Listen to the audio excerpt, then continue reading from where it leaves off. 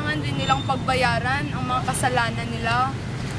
Pero kahit nangyari ang mga iyon, meron din tayong mga magagandang skulptura na makikita sa lugar na ito.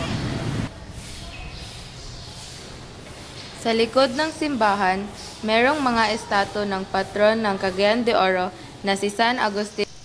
Ang monumento ni Dr. Jose Rizal ay ang pinakalumang monumento na tumatayo sa Plaza Divisoria, Cagayan de Oro City. Ito ay nagawa sa ika-49 na kaarawan ni Rizal noong Hunyo 16, 1917. Ang mayamang mag-asawa na sina Don Porfirio Chavez at Doña Fausta Vamenta de Chavez ang nagbigay ng tulong at malaking halaga ng pera upang maipatayo ang monumento ni Rizal. Ang monumento ay may Espanyol na tatak na nagsasabing, Rizal, para perpetuar tu memoria, te dedicamos este recuerdo humilde sí, pero con ello van nuestras más caros afectos brotados desde al fondo de nuestras almas y a todo Cagayan que te venera, servale de guía para seguir tu ejemplo. Ito ay ibig sabihin, Rizal, upang hindi makalimutan ang iyong kasaysayan, inaalay namin itong monumento. Mapagkumbaba pero punong-puno ng pagmamahal ng aming mga kaluluwa. At lahat ng mga Cagayan ay sumasaludo sa iyo at sikaping mabuhay ang iyong mabuting ehemplo.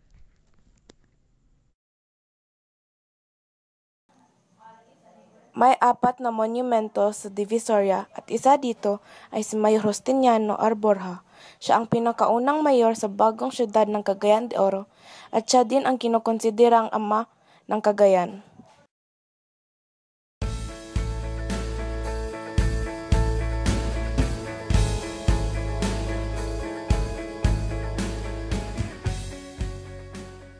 Dahan talaga ako sa mga skulptura. Oo nga! Alam mo ba na ang sarap ng mga pagkain nila dito? Talaga? Oo! Ano yung mga natikman mo? Proven! Ang sarap kaya nun. Sige, panoorin po natin. Diba? Proven. Ito ay isang sikat na street food sa Pilipinas. Ito ay nanggaling sa batikolo ng manok. Linuluto ito sa pamamagitan ng pagsawsaw sa cornstarch. Pagkatapos piniprito ito, kahit galing ito sa maruming parte ng manok, sabi ng mga eksperto, namamatay lang man din ang mga ito sa pagluluto. Kaya tara na at tikman natin ito.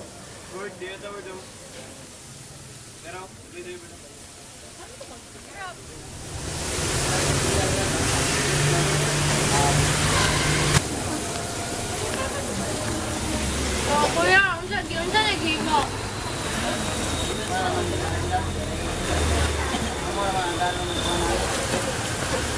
Unsa na part sa manok? Lame? Lame. Yummy! Ang sarap! Sobrang sarap talaga. Bukod sa mga masasarap na pagkain dito, Maririnig din natin ang mga iba't ibang tunog dito.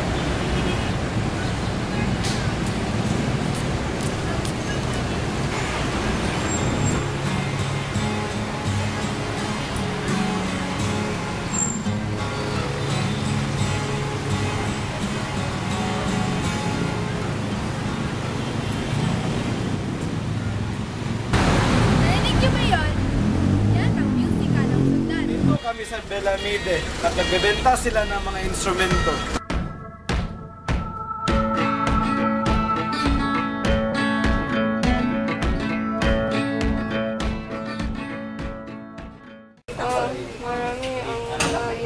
Marami yung mga gitara dito sa Belamide.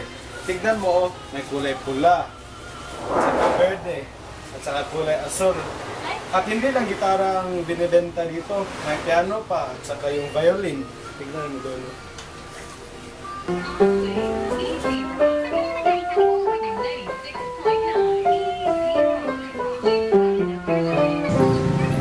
Ang ganda nga naman ng mga musika dito.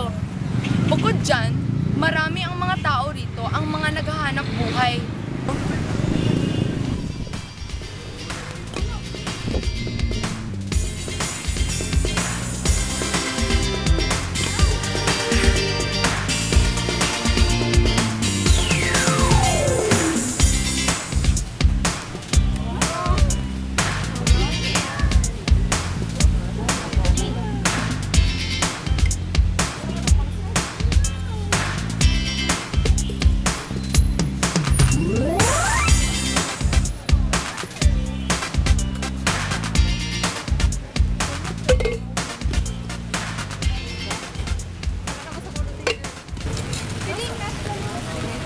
Ate, ano po ba yung mga pangalan niyo?